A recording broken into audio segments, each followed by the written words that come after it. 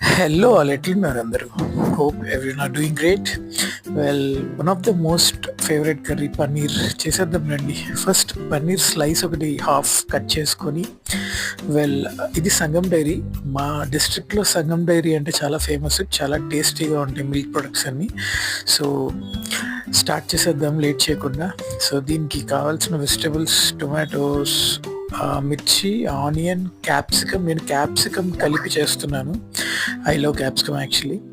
And so ఇవన్నీ ఫాస్ట్గా cut చేసేసుకొని ఇమ్మీడియట్గా, అంటే ఈలోపు ఈ గరం మసాలాలు సమ్ పౌడర్స్ ఉంటాయి కదా, వాటన్నిటిని తీసి పక్కన పెట్టుకున్నా. సో ఫస్ట్ ఇవి వెజిటబుల్స్ అన్ని కట్ చేసేసాను. సో ఒక 4 to 5 టొమాటోస్ అండ్ ఒక big size onion, few curry leaves, ఒక 4 మిర్చి అండ్ ఒక big capsicum like medium size. So pan పెట్టేసుకున్నాను, ఆయిల్ వేసేసి ఏమంటే ఉల్లిపాయలు, కరివేపాకు, తర్వాత కొంచెం తాలింపు గింజలు అండ్ పచ్చిమిర్చి. తాలింపు గింజలు నేను ఫస్ట్ ఎందుకేనంటే కొంచెం రోస్ట్ అయిపోతాయి బాగా, అందుకని చెప్పి. సో అల్లం వెల్లుల్లి పేస్ట్ యాక్చువల్గా ఇన్స్టెంట్దే ప్రిఫర్ చేస్తాను, మనం చేయలేం కదా ప్రిపేర్ చేయడానికి. అల్లం వెల్లుల్లి కలిపి, సో ఉప్పు అండ్ బ్లాక్ పెప్పర్ పౌడర్ కొంచెం, అండ్ ధనియా పొడి, జీలకర్ర పొడి. సో